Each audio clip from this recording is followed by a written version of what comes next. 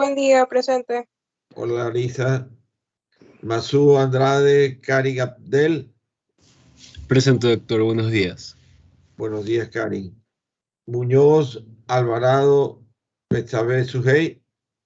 Presente, doctor. Buenos días.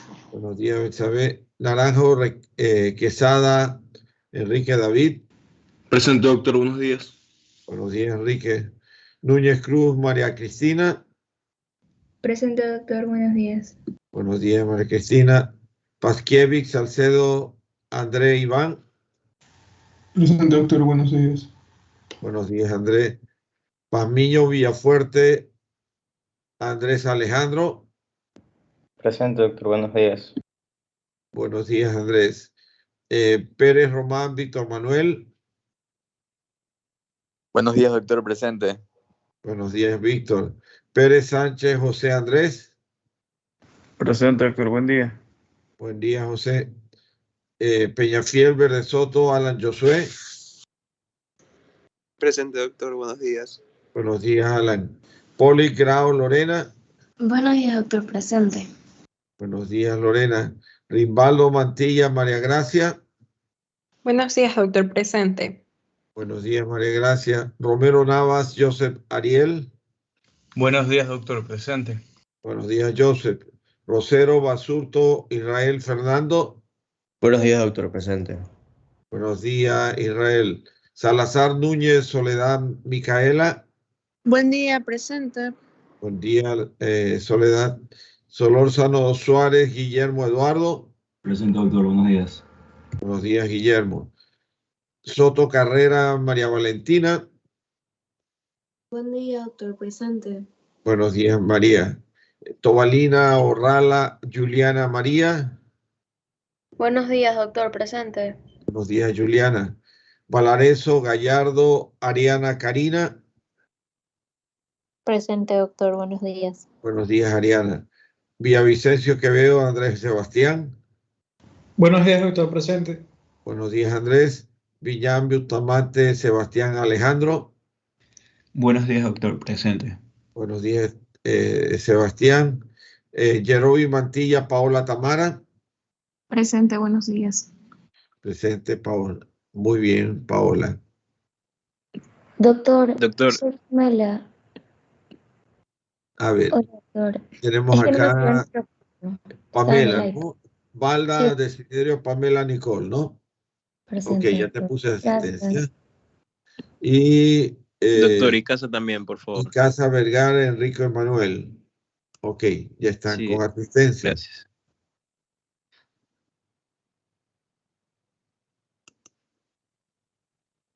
Bien.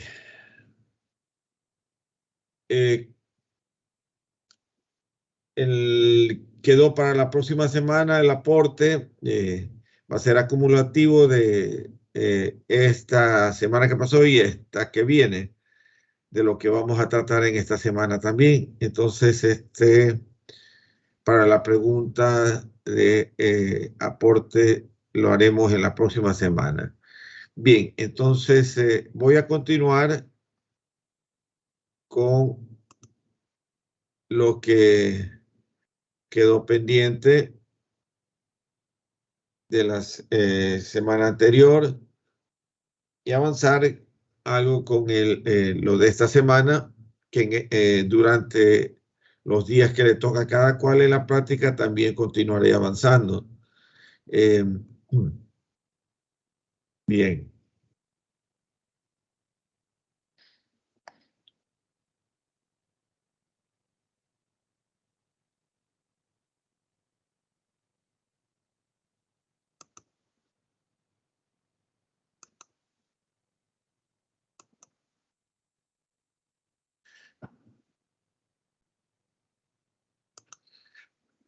Bien, trataré de ser algo dinámico. Hay algunas cosas que ya se han presentado en otros grupos y otros no. Entonces, voy a explicarlo rápidamente. Las cosas que ya lo hemos visto, las haré un poco más rápido. Bien, quedó algo pendiente de tumor maligno de la vaina del nervio periférico. Esta es una masa tumoral que sabe aparecer posterior a una neurofibromatosis de tipo 1, generalmente de tipo plexiforme. Entonces, en estos pacientes presentan una gran tumoración fusiforme o excéntrica de un nervio largo, del epineuro o perineuro, en la que tienen como antecedente pacientes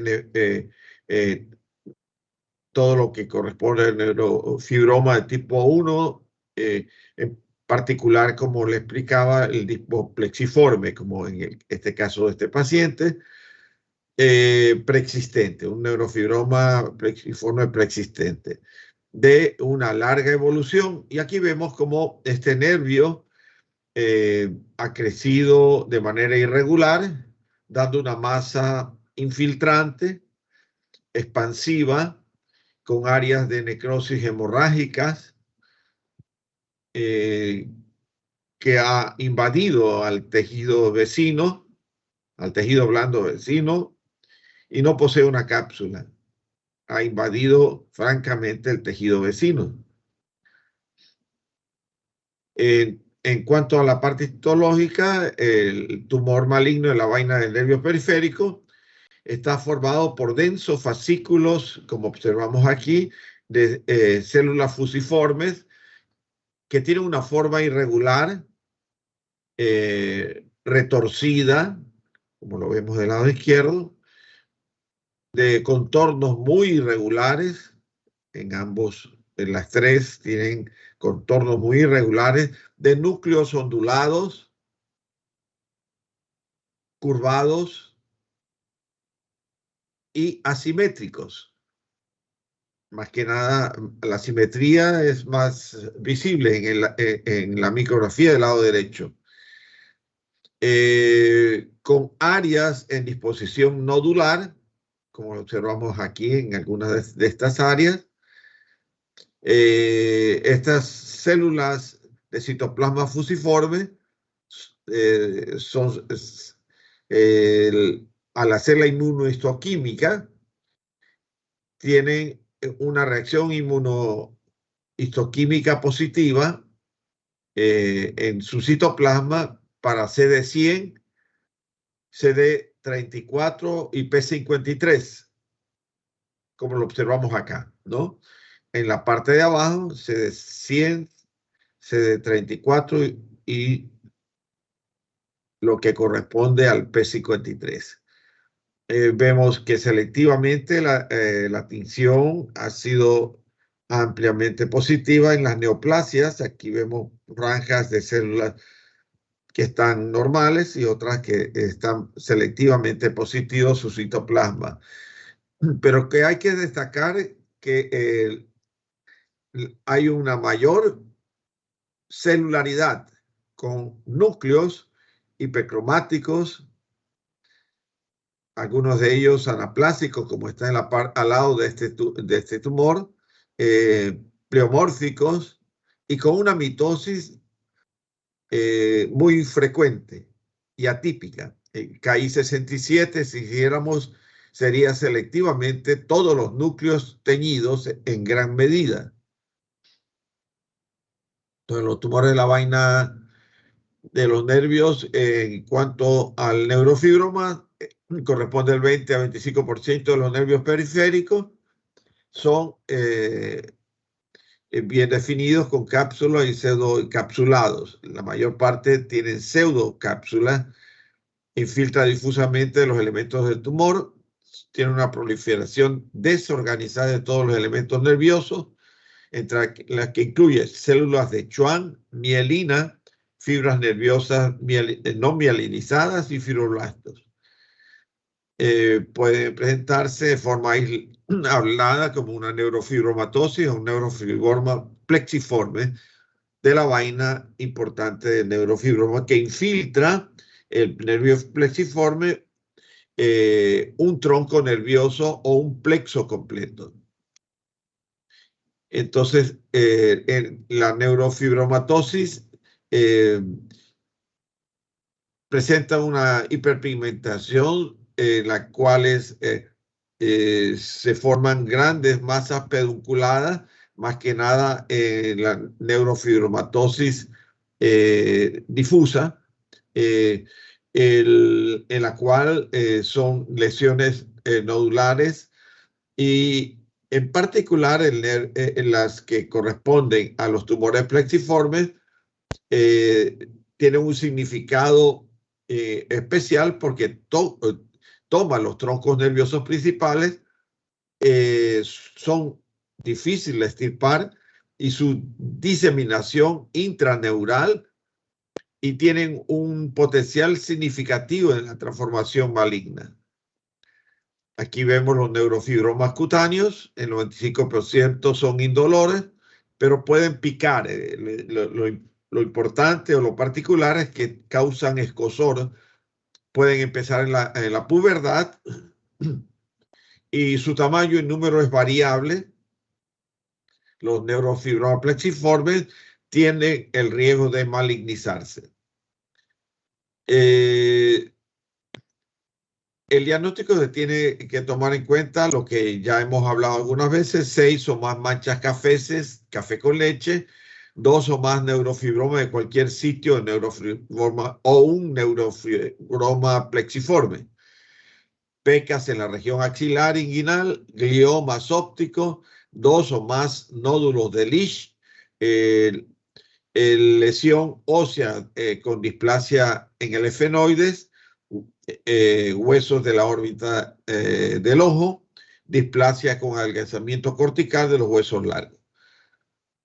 Un paciente directo en la cual esté antecedentes de neurofibromas, ya sea el padre, hermano o hijo, con criterios anunciados para pensar en una neurofibromatosis.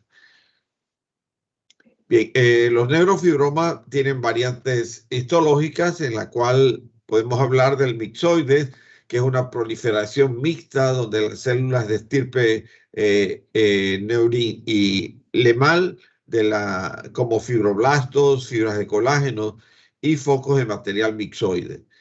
El plexiforme, que como hemos dicho son elementos similares al neurofibroma mixoide, pero presenta microarquitectura particular dada el englobamiento y disección de los filetes nerviosos, de manera que presenta en estructura general que recuerda a un nervio normal. Estos son los neurofibromatosis o enfermedad de von Recklinghausen. Miren la cantidad de neurofibromas que existen en el paciente, en el tórax y en el abdomen, que van desde milímetros a centímetros. Son bien vascularizados, bien delimitados por una pseudocápsula. Y lo encontramos así en la microscopía, una lesión benigna que está constituida por fibroblastos y células de Schwann, que pueden presentar en la piel o nervios periféricos.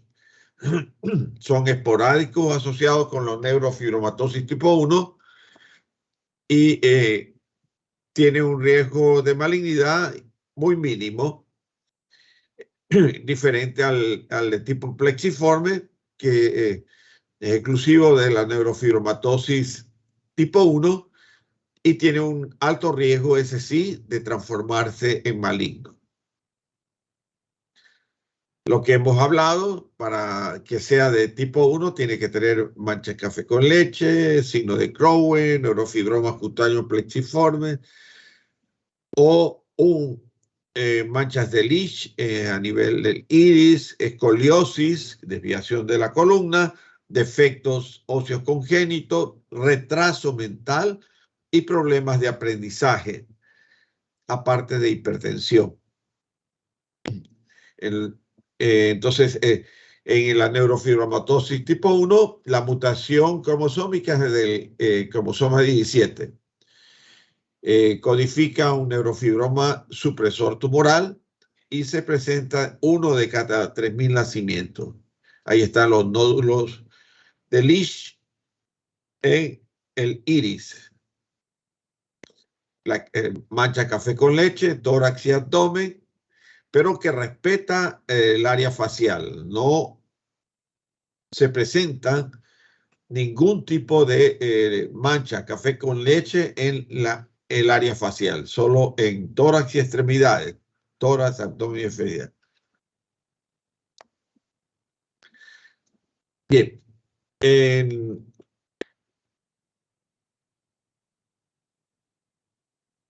Bien. Hay de los neurofibromas plexiformes, tenemos que tomar en cuenta que puede afectar grandes grupos de nervios conocidos como neurofibromas plexiformes, como existe una masa en la región occipital, subcutánea de tipo difuso, o que también pueden afectar la visión, son los que se localizan en el nervio óptico y en la retina y en el nervio óptico, los neurofibromas de tipo 2.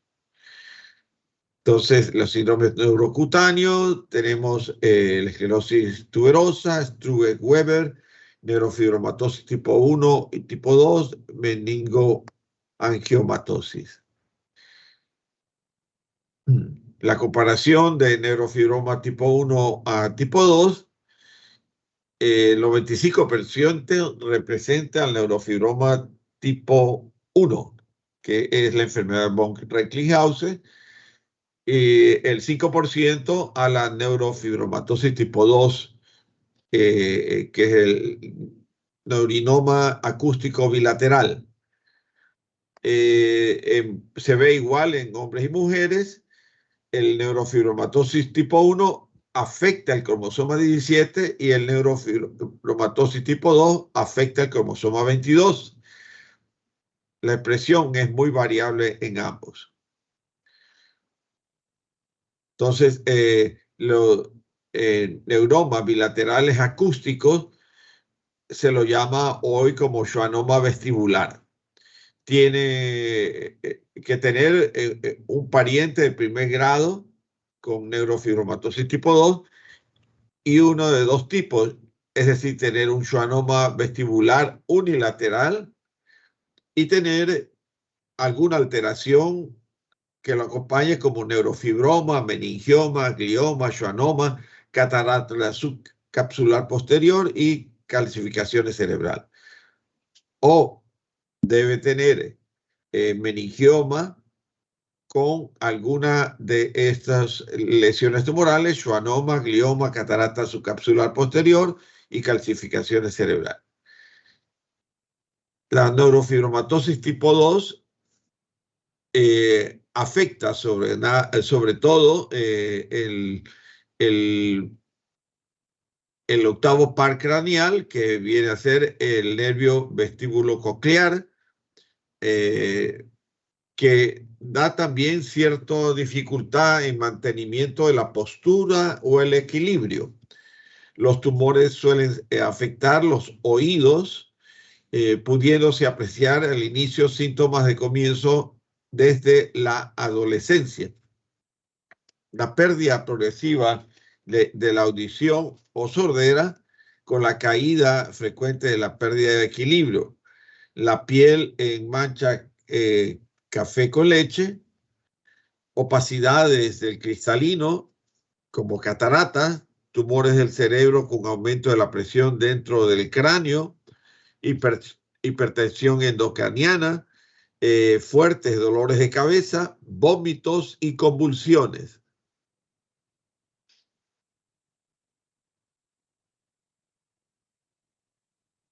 Bien, neurofibroma entonces se caracteriza por desarrollar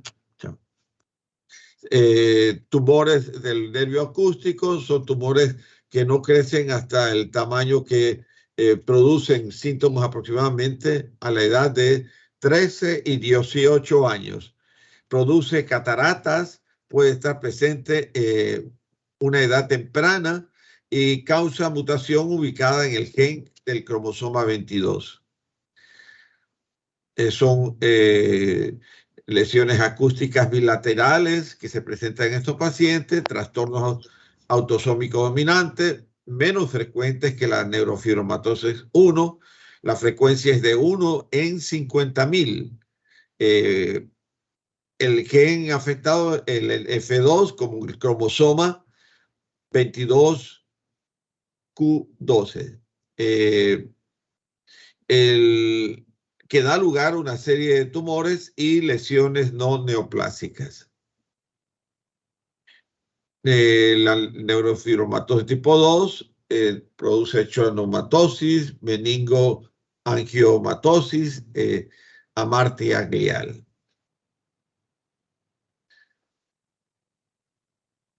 Este es el desarrollo normal de una neurofibromatosis tipo 1, en la cual ya hemos mencionado manchas café con leche, displasias, pseudoartrosis, neurofibromas plexiformes, nebus anémicos, fenotipo resopatia, xantogranulomatosis juvenil, gliomas de la vía óptica, élites, retraso en el lenguaje, autismo también presenta estos pacientes, escoliosis, gliomas cerebrales, trastornos del déficit de atención, hiperactividad con dificultad escolares. Eso es en la edad de 6 a 12 años. En 12 años, neurofibromas superficiales, neurofibromas espinales, los nódulos de Lesch en el iris. Como adulto, los neurofibromas paraespinales, gliomas espinales, transformación maligna de neurofibroma y puede llegar naturalmente a cáncer. Aquí vemos los famosos neurofibromas plexiformes, que son generalmente mucho más grandes y su forma es más definida, tendiendo a mezclarse con tejido que lo rodea y a parecer como muy difícil de extraerlo completamente. Puede estar asociado con pigmentación e hipercrecimiento de la piel, como lo observamos aquí del lado derecho, un hipercrecimiento de la piel de la parte del párpado superior que rodea con una extremidad de los huesos por debajo del mismo. Miren cómo ha crecido una lesión neoplásica concomitante a la deformación de la piel. Los neurofibromas plexiformes pueden ser solitarios, pero también pueden ser múltiples. Pueden ser multifocales mixoides, que se describen como la bolsa de gusano, como lo vamos a ver a continuación, pero que en ambos casos es patoneumónico de la neurofibromatosis de von Recklinghausen. Se presenta como un engrosamiento mal delimitado, irregular, cilíndrico, fusiforme, medular de los troncos nerviosos mayores. Histológicamente, el neurofibroma plexiforme está constituido de elementos similares a los del neurofibroma cutáneo, pero presentan una microarquitectura particular dada el englobamiento y sección de los filetes nerviosos, de manera que la estructura general recuerda a un nervio normal. Habitualmente puede demostrarse abundantes axones. Y aquí vemos la neurofibromatosis de piel, el neurofibroma gigante difuso, que lo encontramos en el brazo derecho, en la región cervical, cerca del hombro, y en bolsa de gusano. Este paciente de gran tamaño. El neurofibroma plexiforme tiene este aspecto en la parte microscópica. Son nervios, miren, que están aumentados de tamaño, grandemente aumentados de tamaño. Son muy tortuosos, de ramas nerviosas expandidas, cortadas en varios planos, no tienen una disposición uniforme, sino es que tienen arremolamiento y dispuestos en varios planos. Aumenta la matriz endoneural. Miren cómo ha aumentado la matriz endoneural dentro del nervio con una amplia separación de los fascículos. Miren, los fascículos están totalmente dispersos. Amplia separación. Están totalmente separados los fascículos nerviosos. Aquí vemos neurofibromatosis plexiforme a nivel abdominal como una masa tumoral en el abdomen, donde está esta flecha negra, y luego de la extirpación, la cabeza de flecha también acá, en esas tomografías y en esta resonancia se ve el tumor, y aquí vemos el tumor extirpado, multilobular, multinodular, que está rodeado por una pseudocápsula de color amarillo parduzco, con áreas blanco grisáceas, consistencia cauchosa. Pero la neurofibromatosis plexiforme difusa tiene un crecimiento continuado de células.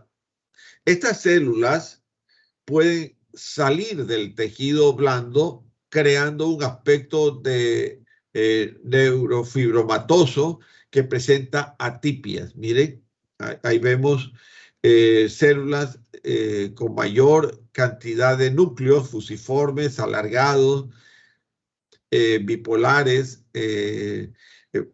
con formaciones onduladas, en la cual observamos en ciertas áreas, en la región más o menos de cercano a la hora 9 y cercano hacia la hora 3 también, con mayor celularidad, núcleos mayormente hipercromáticos y pleomórficos. Hay los neurofibromas elefantiásicos, en la cual se observa una gran masa tumoral en la parte de la extremidad inferior, que afecta el nervio periférico y tejido blando y hueso. Se caracteriza por elementos fibrosos periféricos, en la cual incluye las células de Schwann, neuritas, el tejido conectivo, y está dispuesto en forma difusa, desordenada. Normalmente tiene una lesión en la que este paciente tiende con este tipo de lesión a que se vuelvan, como hemos visto, malignos. Potencialmente se pueden malignizar estos neurofibromas gigantes, elefantiásicos. Aquí vemos tumores malignos de la banda nerviosa periférica asociados con neurofibromatosis. Bien, la neuropatía diabética.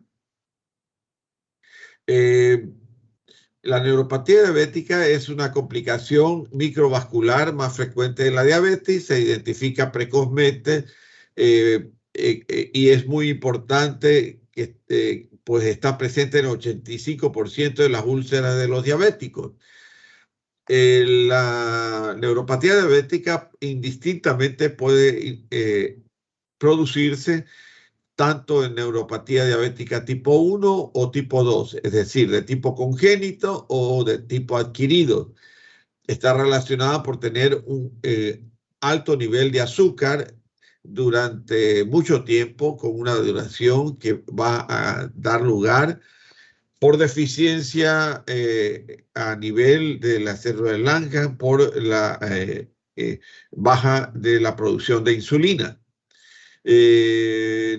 Esta neuropatía diabética es el mal funcionamiento de los nervios de los brazos, de las manos, más que nada de las piernas y de los pies, es decir, en las extremidades distales, en las personas con diabetes. Puede existir factores de riesgo, entonces tiene el principal de ellos, el pie diabético, tiene factores desencadenantes que están el tipo de calzado. Generalmente estos pacientes el tipo de calzado es muy estrecho. Encaja el pie de una manera apretada y pues eso impide o colabora o predispone a que la compresión y la fricción ocasione isquemias posturales en estos pacientes.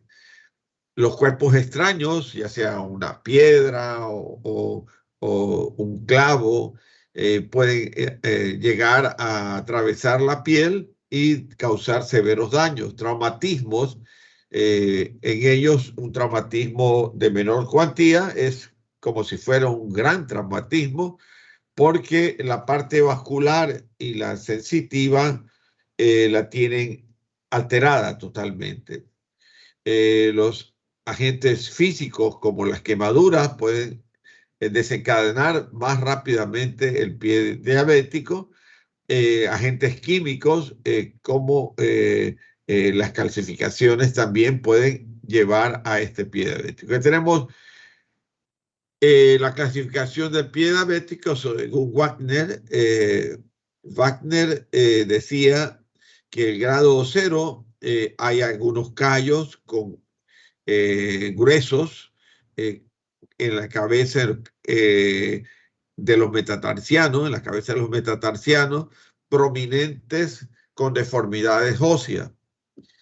El grado 1 presentaba una lesión con úlceras superficiales, con una destrucción del espesor total de la piel. Grado 2, una úlcera profunda que penetra a la piel de la grasa, a los ligamentos, sin afectar los huesos y puede afectar infección. El grado 3, en cambio, ya la úlcera es más profunda, ya presenta abscesos en la dermis o en la hipodermis y también puede causar osteomelitis. Puede ser esta extensa, profunda, con secreción y mal olor. Generalmente son bacterias piógenas las que provocan este mal olor. Ahora, el grado 4 es una gangrena limitada con necrosis de la parte del pie, de los dedos y de la pierna. Generalmente la que observamos aquí es una necrosis de tipo isquémica con una necrosis, una gangrena seca. Y la que estamos observando en el 3 es una gangrena húmeda. Hay una gran diferencia porque la gangrena seca es progresiva y lenta. En cambio, la gangrena húmeda causa complicaciones porque puede causar una septicemia y pues naturalmente complicar o acelerar el cuadro de las úlceras con la osteomelitis, que es muy peligroso, pues puede ir avanzando esta infección y hasta puede amputarse el pie, la pierna, y lo peligroso es que llegue ya a la cavidad abdominal, porque ahí sí la cosa es mucho más grave y causa una peritonitis y una septicemia. Por eso es que a estos pacientes, cuando ya presentan estos cuadros de los grados 3, 4 y 5, se tienen que ir amputando periódicamente y haciendo disección y limpieza constante. Y en grado 5, la gangrena es extensa, todo el pie está afectado y los efectos son sistémicos, ya, es decir, ya involucra todo el miembro. Y aquí vemos las úlceras del pie diabético, que lo encontramos en la parte lateral, en la cual hay una presencia de una úlcera con un sangrado periférico, bordes irregulares y una necrosis de la parte epidérmica con descamación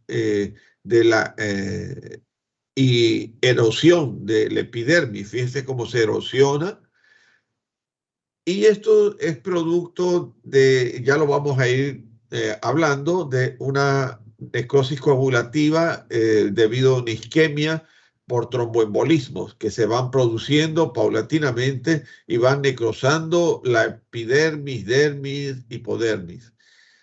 Y aquí vemos otra gangrena. Esta de aquí es ya una gangrena húmeda porque ya hay exudado fibrino purulento. Fíjense esa área amarillo verdosa amplia que hay alrededor de la úlcera. Y aquí vemos en cambio más abajo una úlcera antigua, ya un poquito cicatrizada. Pero el proceso de cicatrización aquí es demasiado lento porque no existe una buena vascularización. Existe la arteriosclerosis y arteriolosclerosis hialina, en que las arteriolas se están estrechando cada vez más su luz, lo que impide que llegue a esta área los leucocitos y puedan hacer su papel defensivo.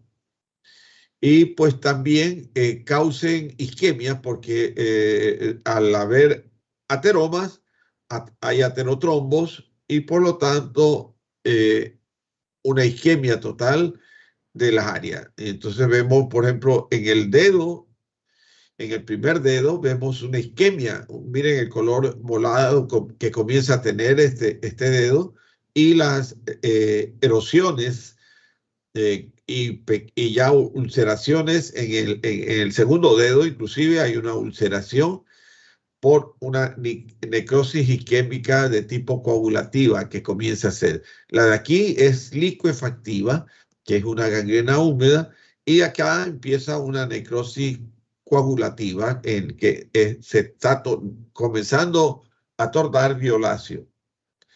Acá, en cambio, es una úlcera ya de gran tamaño.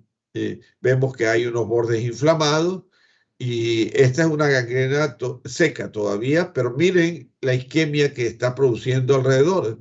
Se está tornando violácea. Y en ciertas otras áreas blanquecinas, porque ya no hay circulación.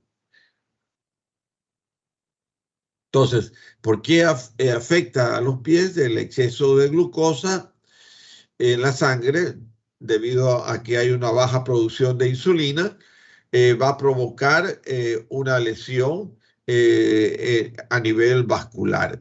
La circulación y la sensibilidad de los pies va a estar afectada, va a favorecer la aparición de úlceras, va a haber una deformidad en los pies debido a la mala circulación. Hay una isquemia paulatina de la dermis, hipodermis, y pues hay de los músculos inclusive, porque la vascularización llega ahí, y al estar aterosclerótico o hialinizado, entonces comienza a haber atrofia de los músculos y va a haber lo que se llama pie en garra de Charcot. Entonces, deformidad de los pies, las uñas enterradas, porque al perder sensibilidad, el paciente se corta mal las uñas y se encona, es decir, comienza a penetrar la uña a la piel, se encona, pero el paciente no siente absolutamente nada y pues comienza a gangrenarse. Y la deformidad, las uñas enterradas es muy frecuente en los pies diabéticos.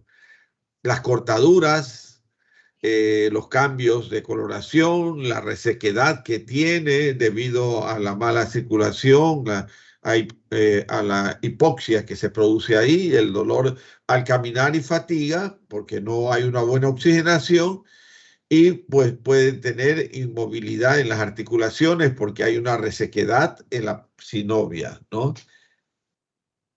Entonces, aquí vemos cómo las arterias de todos los calibres está en la aorta, pero también está en las de medianos calibres, que son las coronarias, y lo mismo que sucede en las coronarias, pues está sucediendo en las arterias de menor calibre, todavía en las extremidades distales y a nivel renal. Entonces, ahí, ¿qué es lo que sucede? Hay placas de ateroma con depósitos fibrolipídicos, con ésteres de colesterol y cristales de triglicéridos que se acumulan entre la íntima y la media. Esto ocluye la luz, provoca resistencia y como respuesta el corazón hay una hipertensión arterial y esa hipertensión arterial hace que lesione el endotelio. El endotelio que era anticoagulante se vuelve procoagulante. Entonces, ¿qué quiere decir? Que forma un coágulo, un trombo y por lo tanto una isquemia en el paciente. Lo que va a suscitar es un infarto isquémico en la área que daba circulación en el corazón.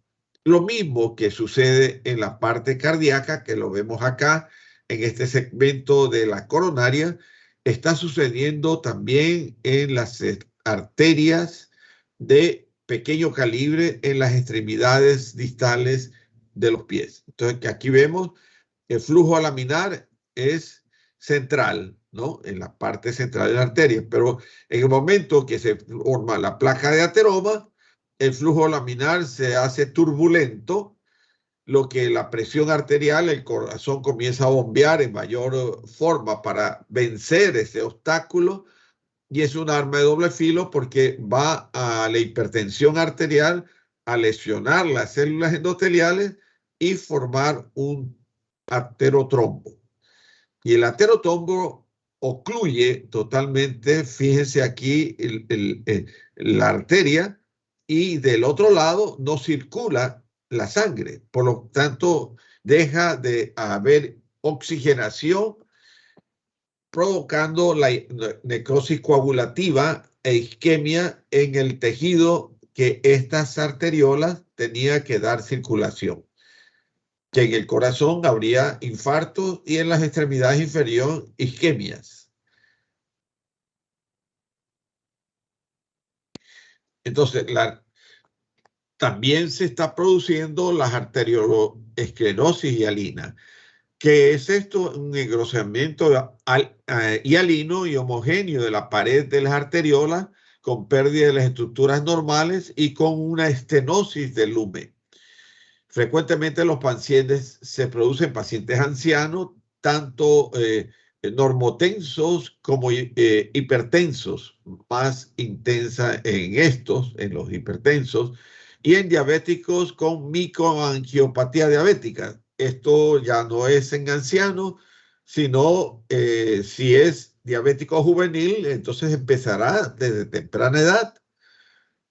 Y pues naturalmente el mismo proceso se da en los diabéticos juveniles, pero a más temprana edad.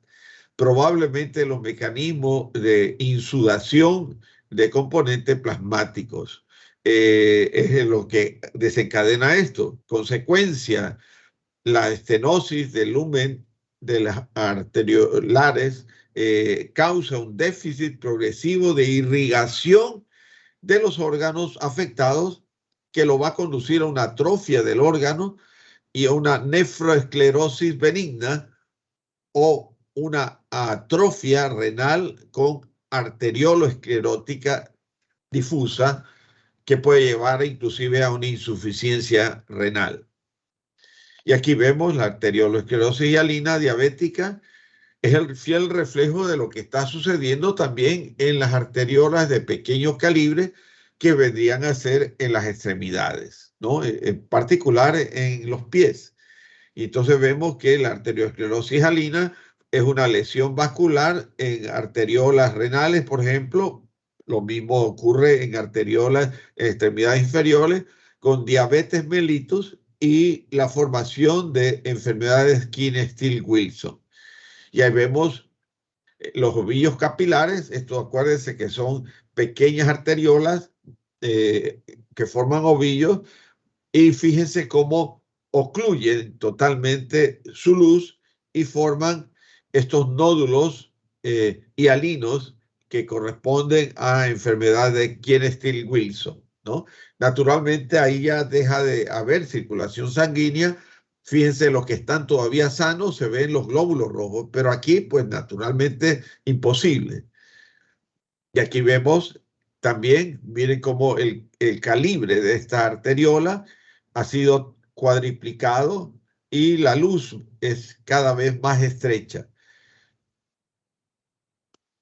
Entonces la arteriosclerosis se da cuando se forma esta placa de ateroma, impide la circulación, la presión arterial, provoca una turbulencia, una erosión del endotelio, activa la cascada de coagulación, se forma una placa aterotrombótica y naturalmente la consecuencia isquemia, que aquí lo vemos en el corazón y naturalmente en el pie diabético, que son arteriolas de menor calibre todavía que las de mediano calibre de las coronarias. Y aquí vemos claramente la isquemia en el pie diabético. Lo mismo está sucediendo en las arterias de pequeño, mediano y gran calibre en todo el cuerpo. Lo que quiere decir en las extremidades inferiores, pero también en la circulación que está a nivel cerebral, con placas de ateroma, en la misma situación, lesión por hipertensión endotelial, hipertensión arterial con lesión endotelial, tromboémbolo y la isquemia a nivel cerebral, que hoy vamos a empezar a ver también estos infartos isquémicos por estos procesos de aterosclerosis a nivel de las arterias cerebrales. Y aquí vemos la situación grave en la que hay deformidad de las extremidades inferiores,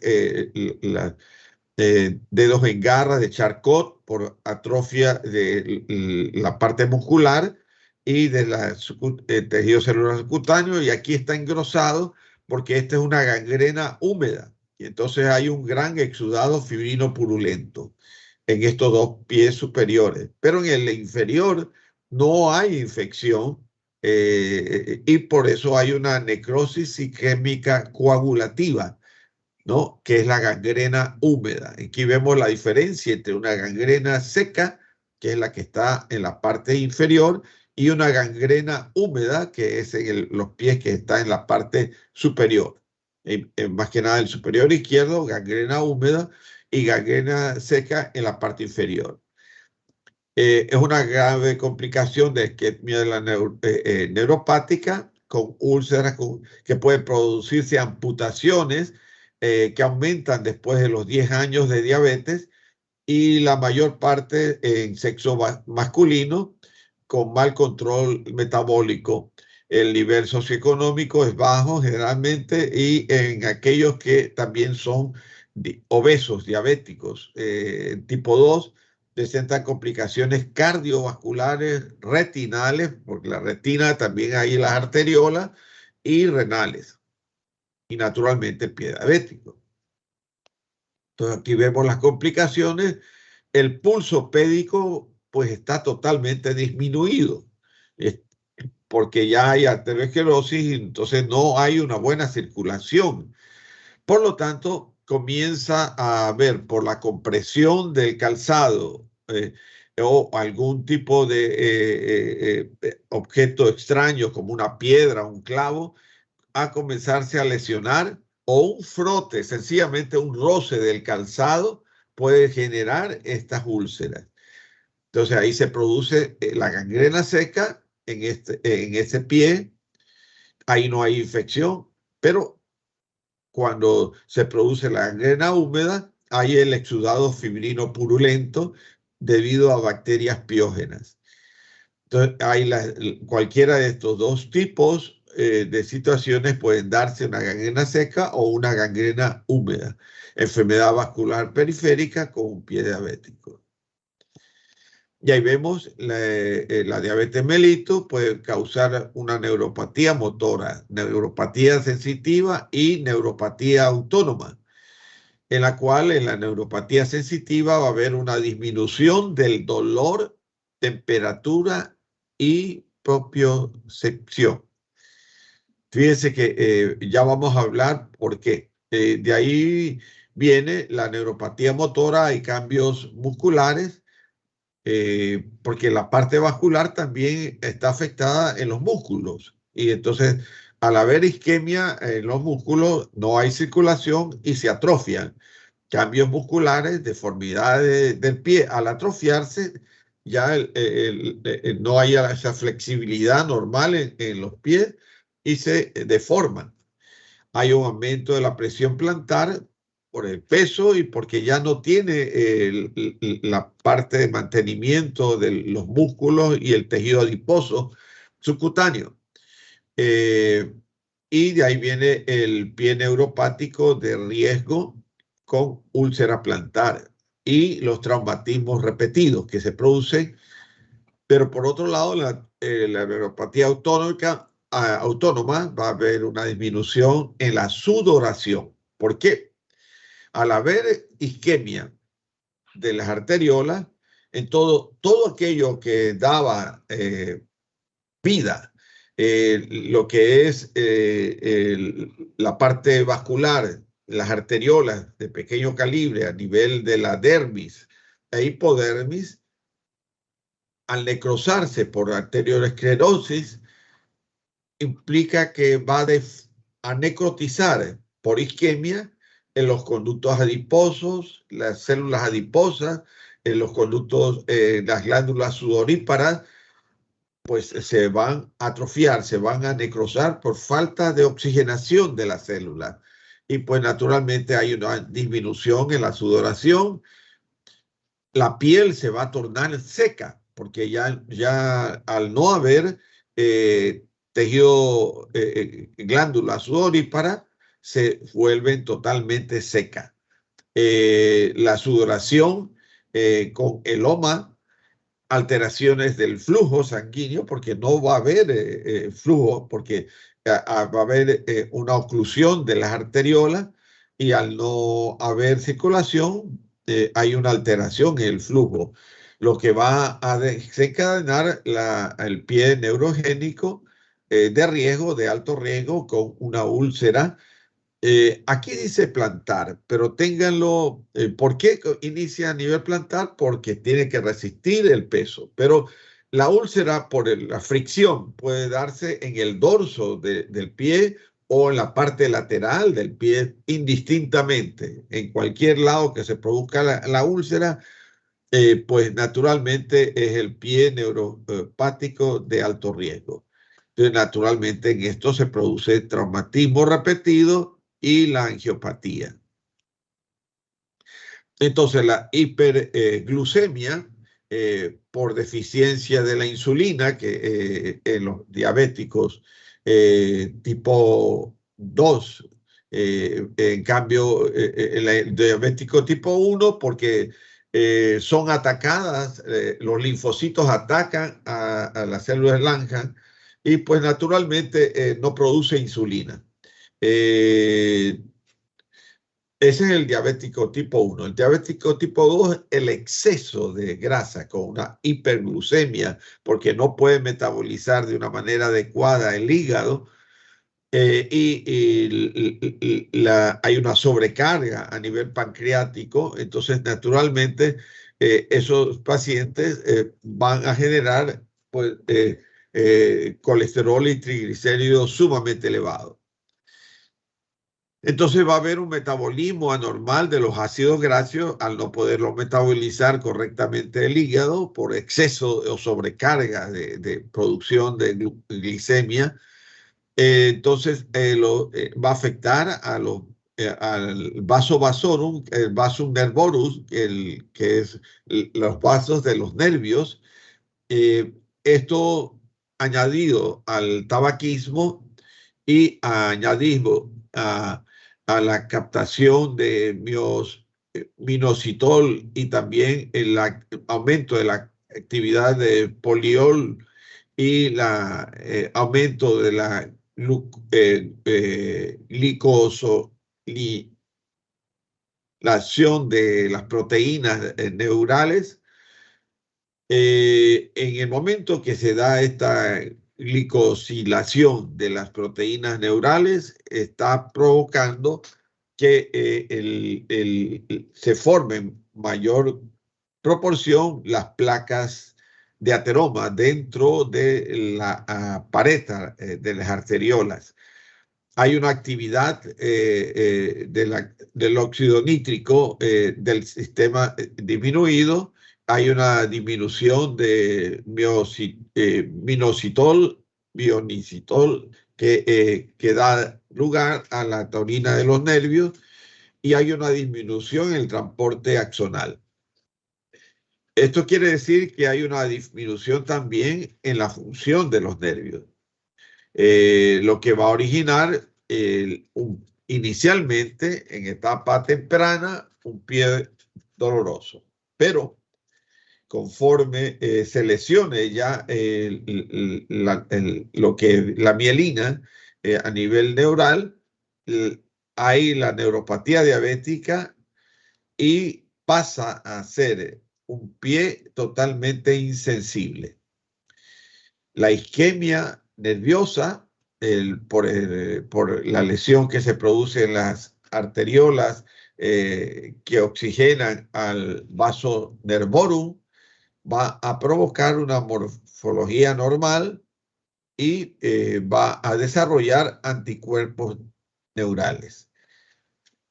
Y aquí vemos la neuropatía diabética, ocasiona fisuras, aperturas, cortocircuitos arteriovenosos, con una desviación del flujo capilar, con una pérdida de la vasoconstricción postural, produciendo edema, calcificaciones de la capa media arterial. Calcificaciones de la capa media arterial.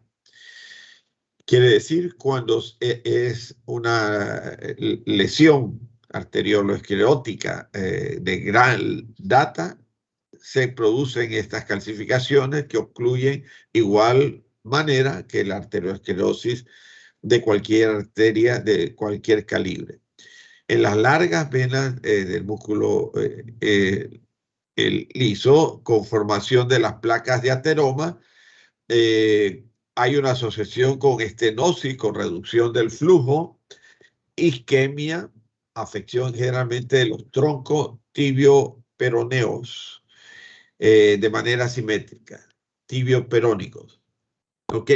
Entonces, ahí vemos la polineuropatía, con disminución de la sensibilidad motora, la aterosclerosis, que genera una atrofia muscular, que va a generar también unas calcificaciones en la parte media de la capa de las arteriolas, de los músculos lisos de la misma, y pues naturalmente comenzará a tener deformidades también a nivel óseo, y que terminará con un pie diabético, con una gangrena seca o una deformación completa del pie por una atrofia muscular y tejido celular subcutáneo de Charcot, o una gangrena seca o gangrena húmeda, dependiendo de que se sobreañada alguna infección de bacterias piógenas, ¿no? Entonces produce primero la ulceración y posterior la infección. Entonces, la gangrena seca se puede transformar en gangrena húmeda o una isquemia masiva, si que no hay infección bacteriana concomitante, gangrena seca de toda la extremidad. Entonces, aquí vemos la teoría metabólica de vía Polioli, en la cual hay una teoría axonal con disminución del minoxidil, glucosilación no enzimática. Esto va paulatinamente con la disminución de la ATPasa, desde el sodio-potasio, el acúmulo de sorbitol y la falla funcional de activación de las reacciones inmunológicas, va a desencadenar un edema intraneural pero posteriormente una desmielinización segmentaria, como lo observamos acá, con menor actividad nerviosa, porque no hay la conformación axónica, y la desmielinización segmentaria. Finalmente se produce la isquemia, hipoxia del nervio total. Miren cómo ya el nervio se segmenta y ya no hay la conducción, porque lo primero que se afectó fue en estas arteriolas, que provocó una arteriolosclerosis hialina o una arteriolosclerosis por placas de ateromas y aterotropos. Entonces, terminan así el nervio totalmente seccionado con desmielinización completa. Entonces, inicialmente en estadio temprano va a provocar dolor, luego una impotencia funcional, luego una disminución en la sudoración, generará piel seca con grietas, deformidades Charcot, trastornos vasculares, ulceración, infección y amputación, porque tendrán que irse paulatinamente amputando los dedos o el pie o parte del muslo hasta llegar lastimosamente a una situación grave, que es cuando llegan a la cavidad abdominal y se provoca peritonitis y una septicemia.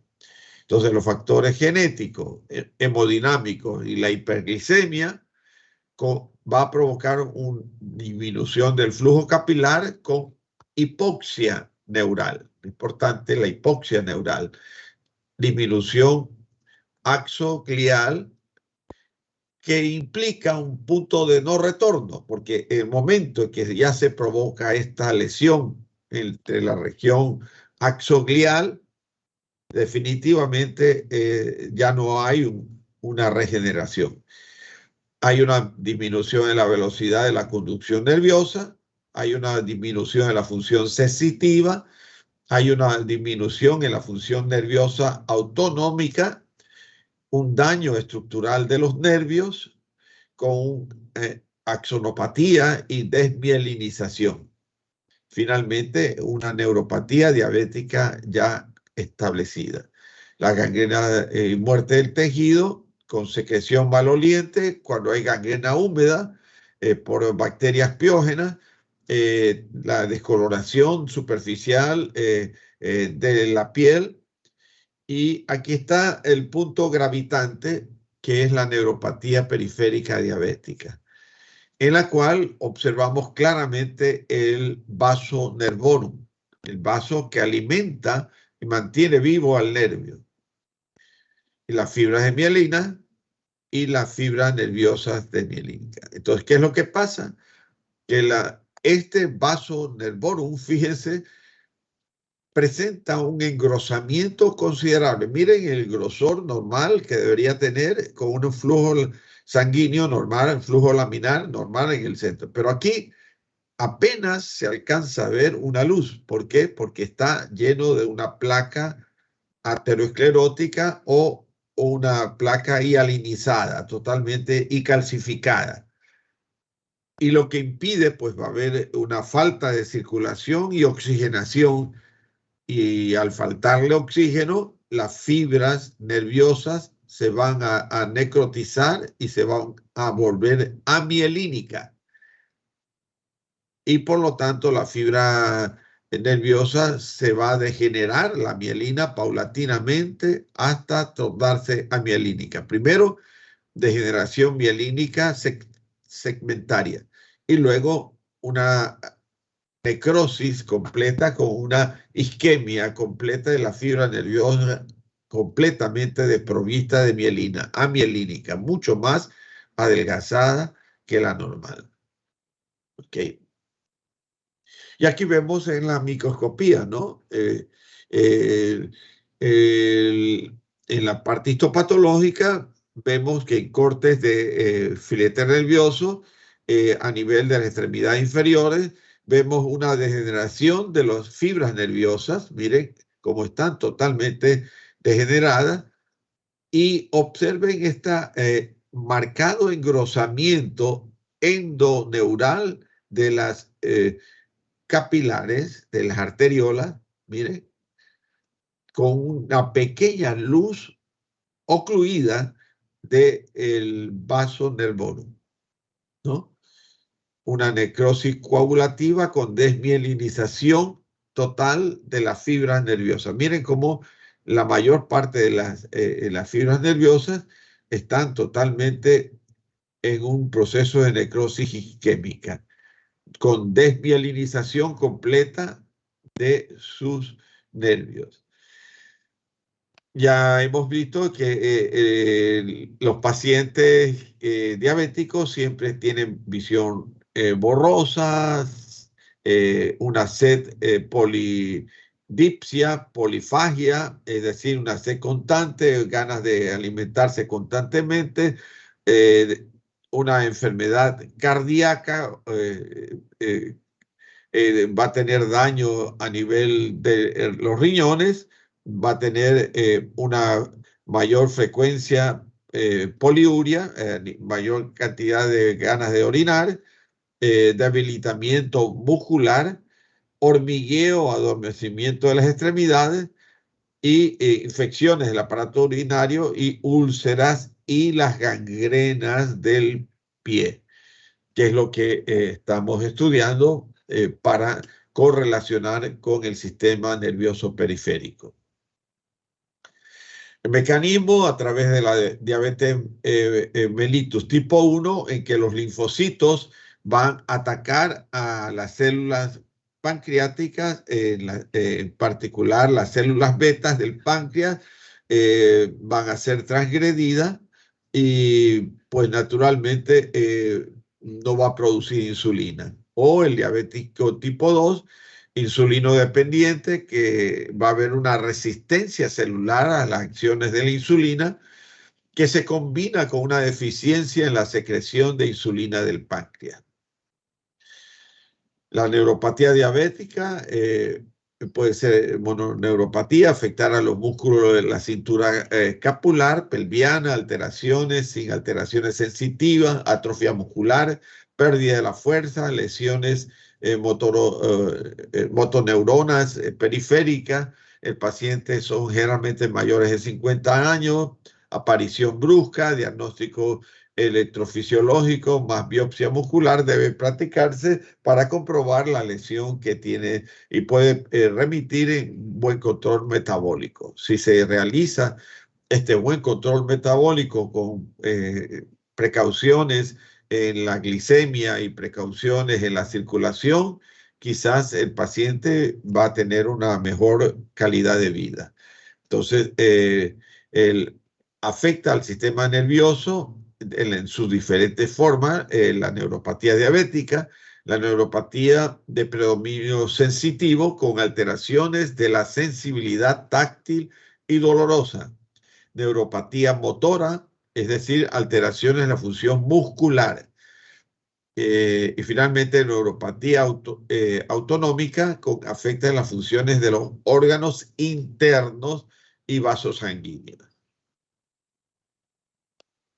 Y aquí vemos cómo la lesión degenerativa por una arteriolosclerosis desencadenante con degeneración del colágeno, con la presencia de placas atróficas producidas con la consecuencia de diabetes mellitus tipo 2. Entonces, va a haber en la etiopatogenia múltiples teorías.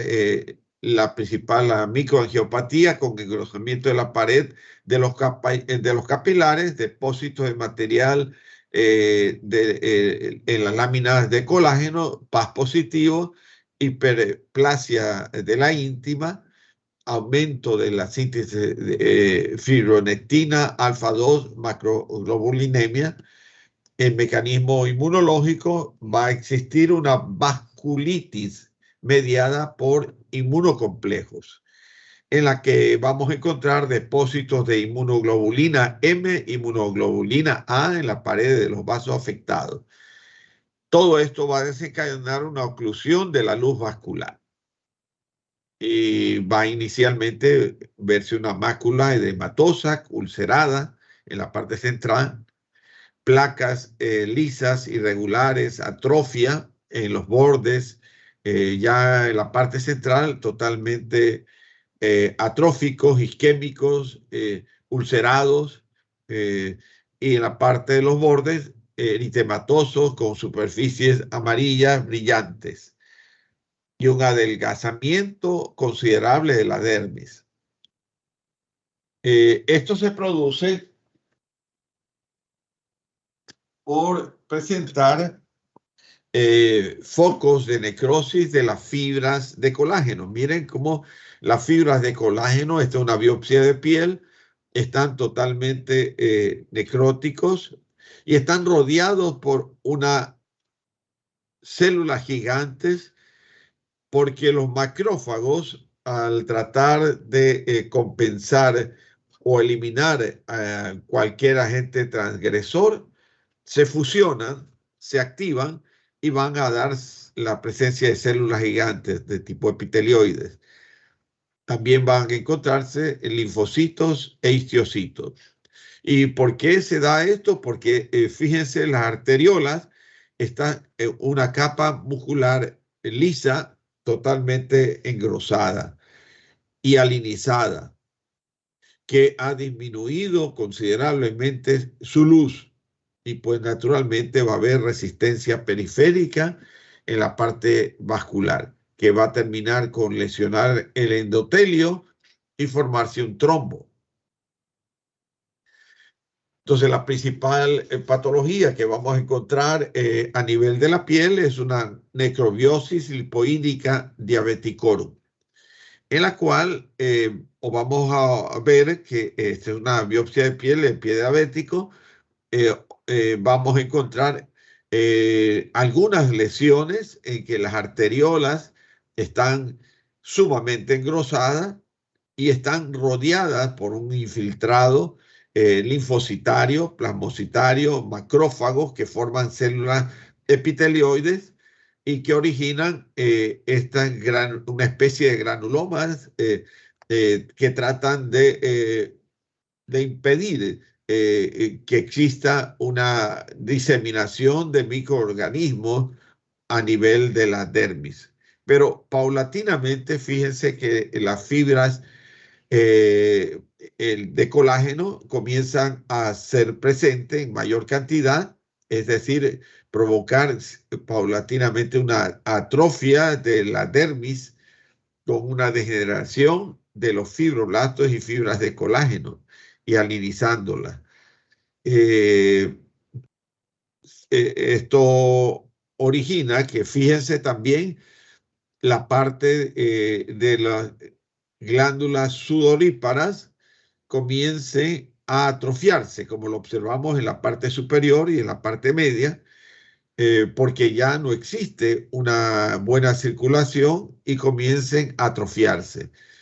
Inclusive los folículos pilosos comienzan a disminuir en su cantidad porque no existe una buena circulación. Por eso es la atrofia paulatina que se van produciendo en todos los anejos cutáneos, ¿no?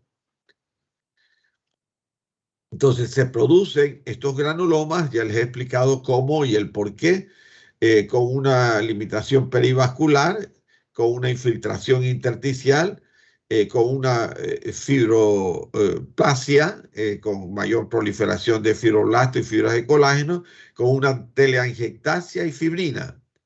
Y finalmente las células gigantes, que es la activación de los macrófagos. Y esto, pues naturalmente, es lo que está sucediendo en la necrosis lipoídica, como lo gravitante es la gran cantidad de reacción que se produce alrededor de los vasos, de los histocitos y de los macrófagos con los linfocitos que tratan de impedir una necrosis mayor. Bien, entonces el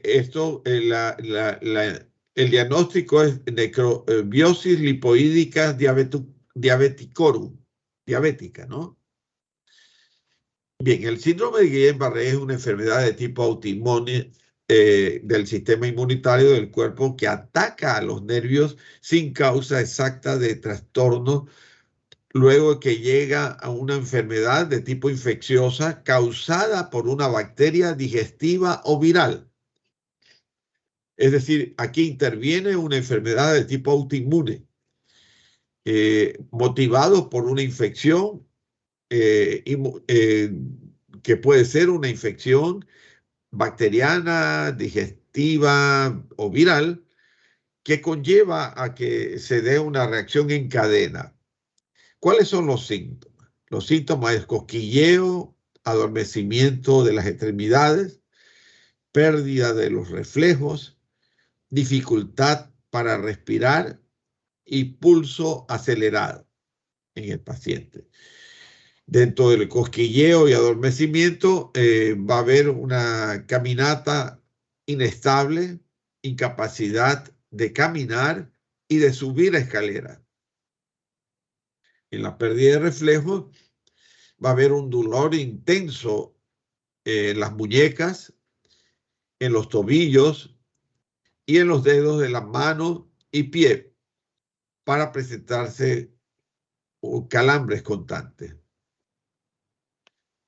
Entonces, Guillain-Barré es un síndrome que va a paralizar el sistema nervioso.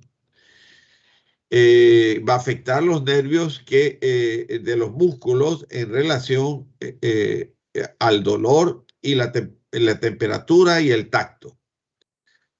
Es decir, va a tener pérdida de los reflejos de los brazos y piernas y dolor de las articulaciones. Va a aumentar su ritmo cardíaco de manera normal, va a tener hipotensión arterial y control deficiente de la presión arterial. Va a tener un dolor muscular que puede ser similar al de un calambre. Entre el 3% y 5% de los pacientes van a morir por complicaciones. La causa aún no se determina, pero generalmente se da luego de infecciones virales, como pacientes que se infecten por VIH, por dengue, por gripe o por infecciones bacterianas como el Campylobacter. El tratamiento, no existe una cura para este síndrome, pero el tratamiento es para reducir los síntomas o acelerar la recuperación que puede dejar al paciente en una terapia intensiva y en la peor de los casos provocar la muerte. Se recomienda naturalmente las medidas de higiene como el lavado de las manos con agua y jabón. Más frecuente este tipo de lesión en adultos y en hombres. Puede llegar a ser mortal. No tiene cura en sí. En los casos graves puede producir una parálisis casi total y afecta el habla, la deglución y la respiración. Y el paciente pasa a cuidados intensivos. Guillain-Barré es un problema de salud grave que ocurre cuando el sistema de defensa del cuerpo, el sistema inmunitario, ataca parte del sistema nervioso por error. Esto lleva a que se presente una inflamación de los nervios que ocasiona debilidad muscular y parálisis. ¿Qué síntomas va a tener? La presión sanguínea y el pulso puede verse afectado. Va a tener una visión borrosa y una visión también doble. Puede interferir en el área respiratoria, insuficiencia respiratoria, y cuando los músculos no responden, el paciente queda totalmente paralizado en cama.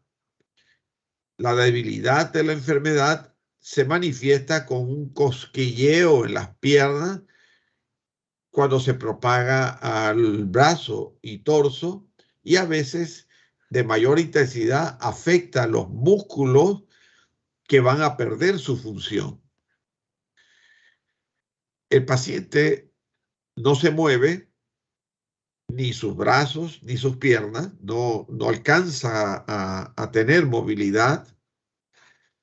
Los síntomas comienzan en las piernas y progresa hacia la parte superior del cuerpo en el paso de los días. Comienza en las piernas y va paulatinamente volviéndose superior. Parálisis de los pies, las piernas, el abdomen, los brazos. La causa se desconoce en sí la causa exacta del síndrome, pero puede afectarse a cualquier edad, pero es más común en personas entre la edad de 30 y 50 años. Además, puede presentarse como una infección viral con virus o bacterias, como puede ser debido a dengue, a Zika, chikungunya, influenza, herpes simple, mononucleosis infecciosa, lupus eritematoso sistémico, enfermedad de Hodgkin, después de una cirugía, algunas enfermedades gastrointestinales, neumonía por micoplasma, virus de inmunodeficiencia humana, VIH, y la respuesta en ellos se vuelve inapropiada. El sistema inmune va a destruir la cobertura de la mielina que rodea a los axones, la mielina que está rodeando a los axones de los nervios periféricos del cuerpo.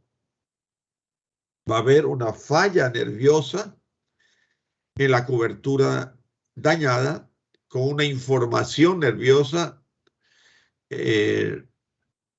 ralentiza las acciones que va a dañar paulatinamente los axones, propios transmisores, con un problema de tipo nervioso en los músculos que no van a responder ni van a poder reaccionar. Entonces aquí vemos el cuerpo de la célula, la parte del núcleo y luego los axones. Esto implica que el cerebro, este órgano, va a recibir menos señales sensoriales al resto del cuerpo porque afecta la unión axón mielínica. El axón va a tener zonas dañadas, ya sea por un virus o un agente extraño que confunde al sistema inmune, haciendo que la transmisión nerviosa se vea afectada. Doctor. Ajá. Ya son las 12:30. Ah, ya, perfecto. Bueno, nos quedamos en los 3-1, en el 111. Doctor, por favor, una pregunta. Dígame. Mi tema con mi grupo es sistema nervioso central. Sí. Pero ¿cómo qué patologías podríamos poner? En el sistema nervioso central ya está puesta ahí, pero bueno, le puedo... tiene que ser, por ejemplo, hemorragia intracraneal, infarto. Es que nos faltan dos. Por eso, hemorragia intracraneal, infarto con isquemia, infarto isquemia, hemorragia subaracnoidea, aneurismas saculares, y los que están mencionados ya, meningioma benigno y maligno,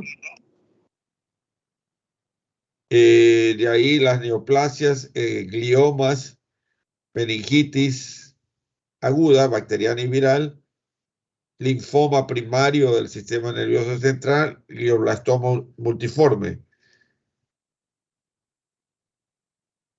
Ya. ¿Está doctor, todo o te falta alguna más? Creo que ahí estarían ya completas. Ah, perfecto. Y el último, doctor. si es que a alguien faltaba alguna cosa, tumores metastásicos. ¿Ok? Gracias, Doctor, yo tengo una duda sobre los temas Dígame. de mi grupo. Sí. Nosotros nos tocó sistema hematopoyético la tercera semana, lo que dice patología de vaso y timo. Pero en la parte de microscopía no mencionan para todos los integrantes, solo mencionan unos temas. En el sistema hematopoyético, ¿cuál? El primero. Sí, donde dice vaso y timo, tercera semana. Ya. Bueno, ahí tenemos hiperplasia de la actividad del ganglio linfático, linfadenitis aguda, neoplasias linfoides del ganglio linfático, linfoma de Hodgkin, vaso y timo. ¿Dónde está vaso y timo? Dice hiperesplenismo, esplenomegalia. No, dice macroscopía, patología de vaso y timo, y en microscopía dice linfoma no Hodgkin folicular. Ya, ok. Ya, entonces yo me hace acuerdo para darles tema específico ¿cuándo tengo con ustedes? El miércoles. El miércoles. Entonces el día miércoles yo te tengo los temas para esto de patología de vaso y timo. ¿Ok? Ok, doctor, gracias. De nada. Bien, entonces voy a tomar la lista. Doctor. Dime. Sí, antes que tome la lista, disculpe, tengo también una duda sobre mi tema. A mí me tocó meningitis bacterial y viral. Ya la bacterial tengo completo todo lo macro y lo micro, pero la viral se me está dificultando en la parte de encontrar las imágenes o los casos para poder presentar. No me aparecen en sí solamente meningitis viral. Me aparece más encefalitis viral o meningoencefalitis viral. Está bien, meningoencefalitis viral, está bien. Sí puedo usar porque me sale más en sí resonancia de meningoencefalitis viral. Sí. Ya. Tanto a nivel tisular como la resonancia relacionada con el tipo de infección meningoencefálica. Está bien. Y en la parte de micro también, ¿cómo buscarías? ¿Buscarías también el mismo meningoencefalitis o...? Claro, meningoencefalitis. Ya, listo. Y no puedo usar, por caso, de encefalitis para... Con diferentes tipos de virus o bacterias a nivel meningoencefálico. Ya, sí. ¿Ok? Ya, listo, doctor, gracias. Ok, de nada. Bien. Aguirre.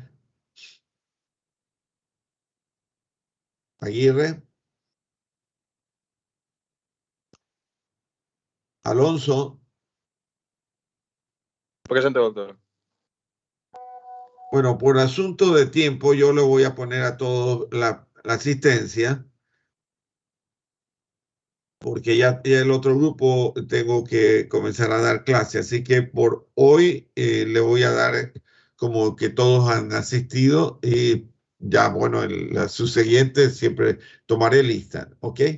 Bueno, que nos vemos con cierto grupo el día de mañana, cuiden, el otro durante la semana, cuídense mucho, la misma recomendaciones, use siempre, por favor, mascarilla, recomendado, más que nada personas que ustedes no conocen y no tienen confianza de que estén en sitios que se puedan contaminar. Cuídense mucho, usen mascarilla, lávense constantemente las manos, el distanciamiento adecuado y cuidándose ustedes, están cuidando de la vida de sus propios padres y demás familiares. Nos vemos durante esta semana. Cuídense bastante. Hasta pronto. Muchas gracias, doctor. Sí, doctor, gracias. A ustedes. Cuídense. Hasta luego.